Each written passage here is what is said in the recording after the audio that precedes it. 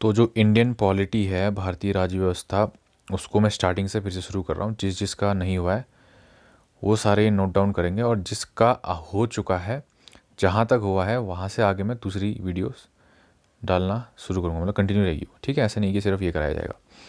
और साथ में कहूँगा जो इसका स्तर रहेगा ना, आपका जो स्तर रहेगा इस नोट्स का या मेरे को वीडियोस का, वो ठीक ठाक रहेगा, इतना बेकार नहीं रहेगा। और किसी को लगता है कि काफ़ी डीप जा रहा हूँ मैं इन वीडियोज़ में, तो जो ये आपकी पॉलिटी के लेक्चर्स चलेंगे, इनके अंत में मैं कुछ वन लाइनर्स लिखाऊंगा अराउंड 700-800 के आसपास। अगर आप ये इतनी डिटेल में नहीं पढ़ पाते हैं, कभी कभी आपको टाइम नहीं मिलता, तो आप उन वन लाइनर्स को रिवाइज करके जाओ बस। इस one liners are more than enough, 60-70% cover हो जाता है उसमें, ठीक है। तो आपकी मर्जी है, वैसे मुझे तो लगता है कि ये डिटेल में पढ़ना ही बेहतर रहेगा, ठीक है थोड़ा। तो देखो, जो संविधान है, जो आपका भारत का संविधान है, जब भारत आज़ाद हो रहा था तो अंग्रेज़ तो चले जाएंगे हमें छोड़ के। तो जब अंग्रेज़ चले जाएंगे, उसके बाद जो हमारी व्यवस्था है, राज्य व्यवस्था है, आपका हमारा देश कैसे चलेगा, उसके लिए एक रूल्स एंड रेगुलेशंस होने चाहिए ना कुछ, कि हमारा जो प्रधानमंत्री ऐसे चुना जाएगा, हमारे देश में राष्ट्रपति ऐसे चुना जाएगा, आपकी राज्य व्यवस्था ऐसी होगी, आपके भिन्न तरह के संगठन ऐसे ऐसे होंगे। तो वो कहीं पर लिखा होना चाहिए, कुछ उसका रूल्स एंड रेगुलेशंस होना चाहिए, अगर हम एक डेमोक्रेसी चाह रहे हैं अपनी भारत में, ठीक है। तो इसी चीज़ को लेकर कि हमें आज़ाद भारत के लिए एक संविधान बनाना है, या एक रूल्स एंड रेगुलेशंस की किताब बनानी है, एक तरीके से सिंपल सी मैं कहूँ तो, आपका जो है इंडिया के जो टॉप नेता होंगे, टॉप लेवल के, वो सारे क्या करते हैं, संविधान सभा की गठन की मांग करते हैं अंग्रेज से। वो कहते हैं कि भैया आप हमारे लिए क्या बनाओ, एक संविधान सभा बनाओ। सभा माने कॉन्स्टिट्यूंट असेंबली, कुछ लोगों को पूरे भारत से चुन के लाओ, वो इकट्ठा बैठेंगे, डिस्कस करेंगे कि हमारे भारत के लिए क्या अच्छा है, और एक कंक्लूजन निकाल के एक बढ़िया सी हमारे लिए संविधान बनाएंगे, ठीक है, संविधान आपका बनाएंगे। तो ये सारी लड़ाई इसी के लिए थी। तो हमारी आपकी संविधान सभा, क्या आपकी जो कॉन्स्टिट्यूंट असेंबली कब बनी, कैसे बनी, इसने कब कब बैठक कहीं करी, और इन्होंने मतलब क्या क्या चीज़ें किस किस देश से अडॉप्ट की, ये सारी चीज़ें हम मेकिंग ऑफ द कॉन्स्टिट्यूशन में देखते हैं। कुछ पार्ट इसका आज कवर होगा, कुछ पार्ट कल की वीडियो में कवर होगा, ठीक है। तो देखो, भारत में संविधान सभा के गठन, जो कॉन्स्टिट्यूंट असेंबली होती है ना, किसके लिए बनाई जाती है, कॉन्स्टिट्यूशन बनाने के लिए। सभा के गठन का विचार वर्ष 1934 में पहली बार किसने, एम एस रॉय ने रखी। जो एम एस रॉय थे आपके नेता थे, इन्होंने सबसे पहली बात रखी थी किसकी, संविधान सभा के गठन की, ठीक है। अब कोई एक व्यक्ति कह रहा है तो भाई कोई सुनेगा नहीं, उसको इग्नोर करेंगे ना। अगर वो एक संगठन बात करता है तो उसकी बात पर उसकी बात को ध्यान से सुना जाता है, क्योंकि संगठन है तो पूरे देश भर में फैला हुआ है, तो सुननी पड़ेगी बात। तो भारतीय राष्ट्रीय कांग्रेस, जो इंडियन नेशनल कांग्रेस है, जिसकी स्थापना 1885 में हुई थी, ने पहली बार आधिकारिक रूप से संविधान सभा के गठन की मांग की कब, 1935 में, इसके एक साल बाद, ठीक। अब अंग्रेज़ तो अंग्रेज़ हैं, वो आपका देने तो वाले हैं नहीं संविधान सभा, मतलब कॉन्स्टिट्यूंट असेंबली। उनको ये लग रहा है कि तो हमारे गुलामी रहेंगे हमेशा, संविधान क्यों बनाएंगे ये, ठीक है।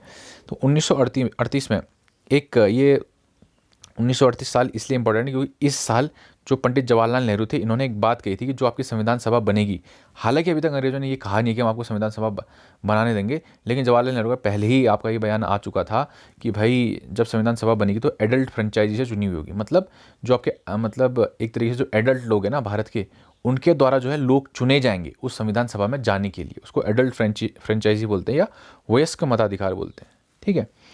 अब देखो, पहली बार जो है ब्रिटिश सरकार ने हम आपको संविधान सभा, आपके लिए संविधान सभा बनाएंगे, ये स्वीकार कब किया, 1940 में। किसमें, अगस्त ऑफर आया था। अगस्त ऑफर माने अंग्रेज़ों ने हमें कुछ चेंजेस आपका ऑफ़र किए थे कि आपके देश में जो राज्य व्यवस्था चल रही है उसमें ये चेंजेस होने चाहिए। उसी में एक चीज़ ऑफ़र की थी कि जो आपका युद्ध चल रहा था इस टाइम, वर्ल्ड वॉर 2, उसके ख़त्म होने के बाद हम आपके लिए एक संविधान सभा बनाएंगे जो इस देश का खुद का संविधान बनाएगी, ठीक है। पहली बार कब एक्सेप्ट किया, 1940 में। इसके बाद 1942 में क्रिप्स मिशन आता है भारत, ठीक है ना। जो क्रिप्स मिशन क्या है, कुछ लोगों का दल है जिसके हेड हैं आपके स्टैफर्ड क्रिप्स, इसीलिए उसको क्रिप्स मिशन बोल दिया। अब मिशन क्यों है, क्योंकि अंग्रेज़ों ने भारत भेजा है कि आप भारतीयों से डिस्कस करके आओ और एक कंक्लूजन बनाओ कि भैया जो भारत में राज्य व्यवस्था उसमें क्या क्या चेंजेस होने चाहिए, और क्या भारत के लोग उसके लिए तैयार हैं, वगैरह वगैरह। उस आपके जो ग्रुप है उसके हेड कौन थे, स्टैफर्ड क्रिप्स, तो उसको क्रिप्स मिशन बोला गया। और 1942 में ये भारत आया। इसने भी सेम चीज़ ऑफर की कि युद्ध के बाद हम आपको क्या संविधान सभा बनाने के लिए इजाज़त देंगे, ठीक। और फिर उसके बाद आता है कैबिनेट मिशन। 1946 में कैबिनेट मिशन के तहत संविधान का निर्माण के लिए योजना बनाएगी। अब जो अभी तक तो तय हो ही गया था कि आपको संविधान सभा बनानी है, ठीक है। 1946 आते आते तो ये भी तय हो गया था कि आपका भारत को आज़ादी देनी है। अभी तक ये डोमिनेट स्टेटस की बात करते थे, अब ये कंप्लीट फ्रीडम की बात करने लग जाएंगे। अब ये कंप्लीट फ्रीडम हो रही है, पूर्ण आज़ादी मिल रही है भारत को, तो भैया अंग्रेज तो चले जाएंगे, भारत अपना शासन कैसे लेंगे, उसके लिए कुछ संविधान तो होना चाहिए। तो इस संविधान के लिए संविधान सभा बनेगी, और ये कैसे कैसे बनेगी, इसमें कितने सदस्य होंगे, उसकी डिटेल पूरी किस में दी गई, जब आपका कैबिनेट मिशन आया, कैबिनेट मिशन 1946 में, कैबिनेट मिशन सेम चीज़ है, ठीक है ना, कि आपका ये कब आया 1946 में। अब इसने क्या क्या प्रावधान दिया, आपका क्या क्या योजना दी कि आपका संविधान सभा बनेगी, उसमें कितने सदस्य होंगे, कैसे कैसे चुनकर आएंगे वगैरह वगैरह, वो चीज़ें देख लेते हैं। तो जो आपका कैबिनेट मिशन है उसके तहत जो है संविधान सभा की कुल सदस्य संख्या 389 होनी थी, जिसमें 296 ब्रिटिश भारत और 93 देसी रियासतें को आवंटित की गई थी। अब देखो इन्होंने कहा भैया टोटल जो है कितनी, टोटल आपकी संविधान सभा जो होगी ना संविधान बनाने के लिए, उसमें 389 लोग होंगे, उसमें से 296 ब्रिटिश भारत के होंगे। ब्रिटिश भारत माने जहाँ जहाँ पर ब्रिटिश का रूल है इंडिया में। ऐसा नहीं था कि पूरे इंडिया में ब्रिटिश का रूल था, कुछ यहाँ पर राज्य रजवाड़े भी थे अभी, प्रिंसली स्टेट्स। तो प्रिंसली स्टेट्स को उन्होंने इतनी सीटें दी संविधान सभा में, और ब्रिटिश भारत जहाँ पर ब्रिटिश का कब्जा था वहाँ पर 296 सीटें दी, ठीक है। हर प्रांत प्रोविंस, हर प्रांत व देसी रियासतों को उनकी जनसंख्या के अनुपात में सीटें आवंटित की गई। अब ऐसा नहीं कि आपका एक प्रोविंस है पंजाब, उसको हमने 50 सीटें ऐसे दे दी रैंडमली, उसके जनसंख्या के अनुपात में दी, मतलब जिसकी जितनी ज़्यादा संख्या जनसंख्या जिस प्रांत की, उसको उतनी ज़्यादा सीटें, जिसकी कम जनसंख्या उसको उतनी कम सीटें, ठीक। जनसंख्या के आधार पर अनुपातिक तौर पर, ठीक है, क्या दिया गया आपको, सीटें आवंटित की गई, सीटें दी गई। और ये कहा जाता है कि मोटा मोटा आपका जो है एक व्यक्ति ने, एक जो संविधान सभा में व्यक्ति बैठा था उसने कितने 10 लाख लोगों को रिप्रेजेंट किया, ठीक है। ऐसा क्यों, क्योंकि अगर हम कुल जनसंख्या और आपका जो है कुल सीटों का अनुपात निकालें तो लगभग इतना ही आएगा, 10 लाख। मतलब एक व्यक्ति जो है संविधान सभा में वो 10 लाख लोगों को प्रेजेंट कर रहा है, ठीक। अब जो संविधान सभा के सदस्य हैं, मैंने बोल दिया भैया आपका ये ब्रिटिश भारत से भी आएंगे और देसी रियासतों से भी आएंगे, लेकिन कैसे कैसे आएंगे। जो आपके ब्रिटिश भारत है ना, जहाँ पर ब्रिटिश का कब्जा है, तो प्रांतों में प्रांतीय असेंबली तो होगी। अभी जैसे स्टेट्स में आपकी विधानसभाएं होती हैं, वैसे जो आपके ब्रिटिश शासन में प्रांत थे, प्रोविंस थे, वहाँ पर क्या होती थी, प्रोविंशियल असेंबली होती थी। तो इन प्रोविंशियल असेंबली से चुनकर इन सदस्यों को चुना जाएगा, इन्हीं असेंबलीज में से, ठीक है ना।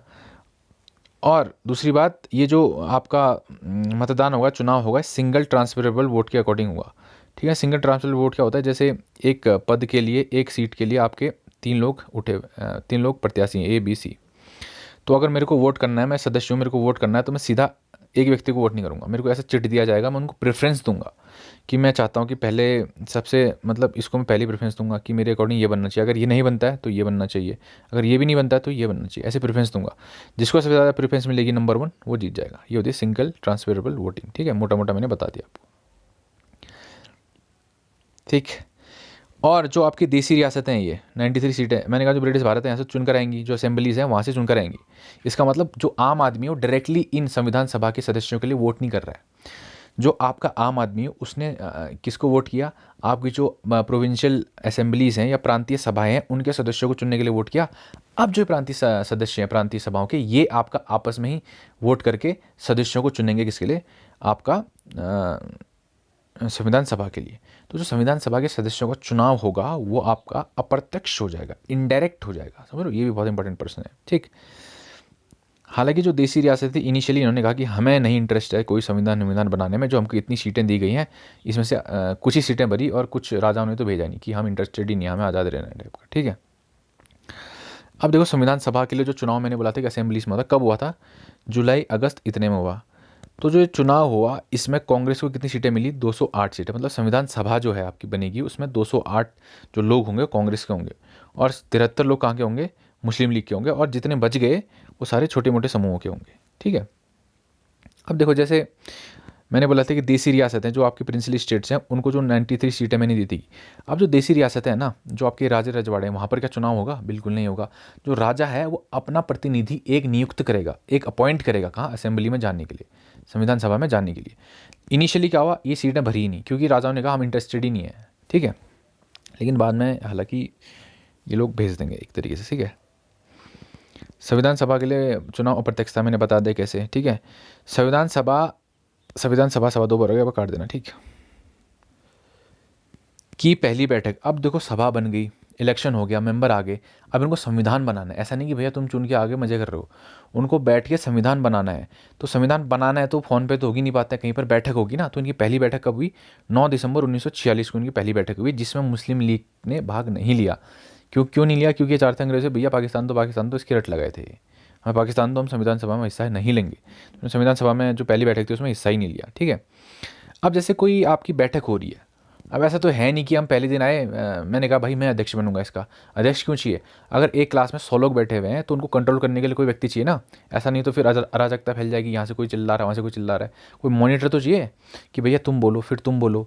तो ऐसे जो संविधान सभा पहले दिन बैठी 9 दिसंबर को, उस दिन इन्होंने क्या किया, इस दिन इन्होंने कहा कि भैया जो हमारी सभा में जितने भी हम लोग हैं, सबसे जो वृद्ध आदमी, जो सबसे वरिष्ठ आदमी है, उसको आप अध्यक्ष बना दो, अस्थाई, नॉन परमानेंट, ठीक है ना। आज के लिए इसको बना दो, उसके बाद हम चुनाव करके एक नया अध्यक्ष बना देंगे, लेकिन आज के लिए तो बनाओ जो सबसे वरिष्ठ है, ठीक है। तो सबसे वरिष्ठ सदस्य डॉक्टर सच्चिदानंद सिन्हा को सभा का अस्थायी अध्यक्ष चुन लिया गया।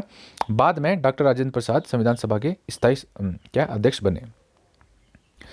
आप जाओगे डॉक्टर, आप अध्यक्ष है तो उपाध्यक्ष भी तो होंगे, तो 2 उपाध्यक्ष चुनेंगे, ध्यान रखना 2 उपाध्यक्ष हैं। कौन कौन? HC मुखर्जी तथा VT कृष्णचारी, ये आपके उपाध्यक्ष बने इस संविधान सभा के, ठीक है, जो आपकी कॉन्स्टिट्यूएंट असेंबली थी। अब देखो पहली बैठक कब हुई? 9 तारीख को हुई।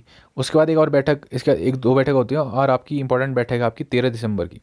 13 दिसंबर 1946 की ये बैठक आपकी इंपॉर्टेंट क्यों है? क्योंकि इस दिन आपका उद्देश्य प्रस्ताव, ये ऑब्जेक्टिव रिजोल्यूशन लाया गया पंडित जवाहरलाल नेहरू द्वारा। अब तुम कहोगे ये है क्या चीज़? कुछ नहीं है। जवाहरलाल नेहरू जी आए 13 तारीख को, उन्होंने एक पेज में कुछ चीज़ें लिखी। क्या चीज़ें लिखी? कि जो आपकी संविधान सभा बनी हुई है भाई, इसका उद्देश्य क्या है, इसका ऑब्जेक्टिव क्या है, आखिर हम संविधान बना रहे हैं तो किस तरह का संविधान हमें चाहिए, वो सारी चीज़ें लिखी और बोला कि हमारे जो संविधान सभा है इसका उद्देश्य क्या है, इसीलिए इसको उद्देश्य प्रस्ताव बोला। हम बैठे हैं तो हमें कैसा संविधान बनाना है, उद्देश्य क्या हमारा, ऑब्जेक्टिव क्या है, इसलिए इसको ऑब्जेक्टिव रेजोल्यूशन बोला, ठीक है ना। जो आपका ऑब्जेक्टिव रेजोल्यूशन है, इसी के बेसिस पे आपका क्या है, संविधान की जो है, संविधान का जो प्रारूप तैयार हुआ है, जो आपकी प्रस्तावना होती है, ठीक है, वो इसी उद्देश्य प्रस्ताव के आधार पर बनाई गई है। समझ गए क्या? और उसके बाद देखो, मैंने बोला था ना आपकी देसी रियासतों ने पहले इंटरेस्ट नहीं लिया, लेकिन 3 जून 1947 को जब जो आपके कौन थे, माउंटबेटन योजना आई, मतलब माउंटबेटन ने घोषणा कर दी कि भैया हम यहाँ से जो छोड़ के जा रहे हैं भारत को, और भारत का विभाजन होगा वगैरह वगैरह। तो जो है आपके मैक्सिमम जो देसी रियासतें, जो प्रिंसिपल स्टेट्स हैं, उन्होंने भी संविधान सभा को ज्वाइन कर लिया, ठीक है, अपने प्रतिनिधि भेज दिए। कहने का मतलब ये है। अब देखो भारतीय स्वतंत्रता अधिनियम 1947। देखो एक बात थी ना, जब मैंने बोला था ये, जब संविधान सभा में इतने लोग होंगे बोला था ना मैंने, कहाँ गया, एक मिनट ना, इतने सदस्य होंगे, इतने आपके ब्रिटिश भारत से आएंगे, तो ये तब की बात कर रहा हूँ मैं, जब आपका क्या है 1946 की बात हो रही है। कैबिनेट मिशन कब आया? 1946। लेकिन हम आज़ाद हो गए 1947 में। अब जब हम आज़ाद हुए तो भारत के 2 टुकड़े हो गए, एक पाकिस्तान एक भारत। तो जो संविधान सभा है उसके भी तो 2 टुकड़े होंगे। अब जो क्षेत्र आपका पाकिस्तान वाला हिस्सा आया, वहाँ से जितने भी सदस्य चुनकर आपके संविधान सभा में आए थे, अब वो पाकिस्तान की संविधान सभा में चले जाएंगे, हमारे उसमें नहीं रहेंगे। तो कहीं ना कहीं हमारी जो संविधान सभा उसके सदस्यों की संख्या कम हो जाएगी ना। तो इसलिए मैंने यहाँ पर लिख रखा है, भारतीय संविधान स्वतंत्रता अधिनियम जब आया 1947 से सभा की स्थिति, जो संविधान सभा थी उसकी स्थिति में क्या परिवर्तन है। संविधान सभा पूर्णतः स्वतंत्र हो गई। अब इसमें ब्रिटिश का कोई हस्तक्षेप नहीं रहा। उन्होंने कहा भैया जो जैसा संविधान बनाना है तुम्हारी मर्जी, मतलब तुम बनाओ, हम हस्तक्षेप नहीं करेंगे। आज़ाद हो गए ना अब हम, ठीक। अब संविधान सभा के कुल सदस्य 299 रह गए, जिसमें 229 भारतीय प्रांत और 70 देशी रियासतों को मिले, ठीक है ना, कम हो गए। भारतीय संविधान को बनाने में कुल 2 साल 11 माह 18 दिनों का समय लगा, जिसमें संविधान सभा की कुल 11 बैठकें हुई। और ये कहा जाता है कि लगभग 60 लाख, उस टाइम कि 60 लाख बहुत होता है, 60 लाख के आसपास पैसा खर्च हुआ इसमें, ठीक है। अब देखो 24 जनवरी 1950 को संविधान सभा की अंतिम बैठक हुई। 26 जनवरी को हम रिपब्लिक डे सेलिब्रेट करते हैं ना, 26 जनवरी को गणतंत्र दिवस सेलिब्रेट करते हैं हम। तो उससे 2 दिन पहले 24 जनवरी को आपका 1950 को अंतिम बैठक हुई संविधान सभा की। जो संविधान सभा लोग चुनकर आए ना, उनकी अंतिम बैठक हुई। इसके बाद अब संविधान बन चुका है तो आम इलेक्शन होंगे ना। आम चुनाव कभी 1951-52 में हुए। 1951-52 तक यही जो संविधान सभा है ना, कब से 26 जनवरी 1950 से लेकर 1951-52 तक यही जो संविधान सभा है, इसने एज अ संसद का काम किया। अब देखो भाई, अंग्रेज चले गए तो सरकार चलाने कुछ लोग तो चाहिए। जब तक इलेक्शन होके आपके नए सदस्य चुनकर नहीं आते, तब तक कौन देखेगा, कौन सरकार चलाएगा, है ना। तो कौन, ये संविधान सभा है, इसी ने आपका संसद का काम किया, कब तक, 1951-52 तक। इसके बाद आपके इलेक्शन हुए, नए लोग नेता चुनकर आए, इन्होंने फिर संसद बनाई, ठीक। संविधान निर्माण तथा कानूनों को लागू करने के अलावा संविधान सभा ने निम्न कार्य किए। अब संविधान निर्माण है, संविधान तो बनाया और कानून लागू किए, इसके अलावा जो आपकी संविधान सभा है, जो आपकी कॉन्स्टिट्यूंट असेंबली, उसने क्या क्या काम किए वो देख लो। मई 1949 में राष्ट्रमंडल में भारत की सदस्यता का सत्यापन किया। मतलब जो कॉमनवेल्थ क्या है, जहाँ जहाँ पर आपकी ब्रिटिश की कॉलोनीज थी, जहाँ जहाँ पर ब्रिटिश का राज था, जिन जिन देशों में, उन देशों का एक ग्रुप है, अभी भी है कॉमनवेल्थ, ठीक है। उन देशों के ग्रुप को क्या बोलते हैं हम, कॉमनवेल्थ या राष्ट्रमंडल कहते हैं। तो जब भारत की बारी आई तो भारत ने कहा ठीक है, हम भी इसका हिस्सा बनना चाहेंगे। इसको आपका सत्यापित या रेटिफाई किया, इसको कन्फर्म किया कब, मई 1949 को, ठीक है। 22 जुलाई 1947 को राष्ट्रीय ध्वज को अपनाया। हमारा राष्ट्रीय ध्वज ऐसा होगा, इसको अपनाया 22 जुलाई 1947, बहुत इंपॉर्टेंट। 24 जनवरी 1950 को 2 चीज़ें हुई, एक तो हमने अपना राष्ट्रीय गान अपनाया और राष्ट्रीय गीत भी अपनाया। 24 जनवरी जो आपकी 26 जनवरी से 2 दिन पहले की बैठक थी, उसी दिन, ठीक है, सेम डे। 1950, जो आपके सन 1950 को डॉक्टर राजेंद्र प्रसाद को भारत का पहला राष्ट्रपति चुना गया, ठीक है, जो हमारे स्थायी अध्यक्ष बने थे, ठीक। अब देखो, जो आपके संविधान सभा में इतने सारे लोग हैं, अब इतने सारे लोग हैं तो अलग अलग काम होते हैं ना। किसी को अदर देशों का आपका संविधान पढ़ना होता है, वहाँ से जितनी भी चीज़ें लाए उसको बता के लिखना होता है, कोई वो काम, मतलब आपका जो है इतने लोग हैं तो हर किसी को अलग अलग काम दिया जाएगा और इंडिविजुअली नहीं दिया जाएगा, आपका ग्रुप बना के दिया जाएगा। मतलब आप 8 लोगों का ग्रुप है, आपका ये काम है कि आप बाहर देश में जाओ, उनका संविधान पढ़ के आओ, उनको जो अच्छे लगे आप यहाँ लेके आओ। एक कुछ लोगों का ग्रुप बना दिया, उनका काम है कि भाई जो ये लेके आ रहे हैं उनको एक पेज में नोट डाउन करें। मतलब लेमेंस लैंग्वेज में बता रहा हूँ कि अगर संविधान सभा में इतने लोग हैं तो उन सभी का अलग अलग काम होगा। तो उन सब काम, अलग अलग कामों के लिए अलग अलग कमिटीज़ बनेंगी, समितियाँ बनेंगी। तो बहुत सारी कमिटीज़ बनी थी, उसमें से जो मेन थी, जो मेजर कमेटी, बड़ी कमेटियाँ थी, वो 8 थी, बाकी सब छोटी छोटी थी। तो मेजर कमेटीज़ कौन कौन सी थी, उनके अध्यक्ष कौन कौन थे, वो ज़रूरी हो जाता है, ठीक है ना। इसमें से सबसे इंपॉर्टेंट कमेटी कौन सी, प्रारूप समिति, ड्राफ्टिंग कमेटी, अभी पढ़ेंगे इसके बारे में, इसके अध्यक्ष कौन थे। उससे पहले देखो, जो 8 मेजर कमेटीज़ थी, कमेटीज़ बहुत सारी बनी थी, लेकिन जो मेजर जो बड़ी कमेटीज़ थी वो 8 थी। कौन कौन सी थी, उनके अध्यक्ष कौन कौन से, देखो। संघ शक्ति कमेटी, यूनियन पावर्स कमेटी, कौन, जवाहरलाल नेहरू इसके अध्यक्ष थे। संघीय संविधान समिति, जवाहरलाल नेहरू। प्रांतीय संविधान समिति, सरदार पटेल। प्रारूप समिति, डॉक्टर भीमराव अम्बेडकर, बहुत ज़रूरी। मौलिक अधिकारों, अल्पसंख्यकों एवं जनजातियों तथा बहिष्कृत क्षेत्र के लिए सलाहकार समिति, कौन, सरदार वल्लभ भाई पटेल। प्रक्रिया समिति, राजेंद्र प्रसाद। राज्यों के लिए समिति, राज्यों में समझौते के लिए समिति, जवाहरलाल नेहरू इसके अध्यक्ष। संचालन समिति, राजेंद्र प्रसाद, ठीक है ना। ये सारी समितियाँ आपकी थी इंपॉर्टेंट। अब देख लो, जो प्रारूप समिति मैंने यहाँ पे हाईलाइट भी कर रखा है, जो प्रारूप समिति है, प्रारूप माने क्या, जो आपका संविधान है उसका रूप कैसा होगा। ये सबसे इंपॉर्टेंट समिति इसलिए है क्योंकि भाई ये किसी चीज़ को अगर कोई रूप दे रहा है कि वो ऐसा स्ट्रक्चर होगा इसका, तो सबसे इंपॉर्टेंट तो वही है ना, देखा तो रूप ही जाता है, ठीक है। तो संविधान का रूप क्या होगा, उस ये काम, मतलब जो संविधान का रूप कैसा होगा, वो काम जिस समिति को दिया गया था, उस समिति के अध्यक्ष कौन थे, डॉक्टर भीमराव अम्बेडकर। और उस समिति को प्रारूप समिति या ड्राफ्टिंग कमेटी कहा गया, जो मतलब संविधान को ड्राफ्ट करेगा, इसीलिए इंपॉर्टेंट समिति हो जाती है, ठीक है ना। ये समिति जो आपकी कब बनाई गई, 29 अगस्त 1947 को बनाई गई। इसके सदस्य कौन कौन थे, 7 सदस्य थे। अध्यक्ष कौन थे इसके, डॉक्टर भीमराव अम्बेडकर। फिर थे और सदस्य, इनका देख लो, इनके नाम याद कर लो क्योंकि पूछ सकता है कभी ना कभी, ठीक है। छोटे एग्जामों में नहीं पूछेगा, जो अच्छे स्तर के एग्जाम होते हैं उसमें पूछेगा। 1 मिनट। तो एन गोपाल स्वामी अयंगर, अल्लादी कृष्ण स्वामी अय्यर, डॉक्टर के एम मुंशी, सैयद मोहम्मद सौदुल्ला, एन माधव राव। अब मैंने ब्रैकेट में क्या लिखा, BL मित्र, जो इनकी तबीयत खराब हो गई थी, जो BL मित्र थे, इनकी तबीयत खराब हो गई थी, जिस कारण इन्होंने इस्तीफा दे दिया। इनकी जगह पर कौन आए, एन माधव राव आए। TT कृष्णाचारी, 1948 में DP खेतान की मृत्यु हो गई थी, एक सदस्य उनकी मृत्यु हो गई थी, उनको रिप्लेस किया किसने, फिर TT कृष्णाचारी ने, ठीक है ना। ये आपका आज के वीडियो से ऑनलाइन मैंने नहीं लिखे हुए, कल से आएंगे ऑनलाइन, ठीक है ना।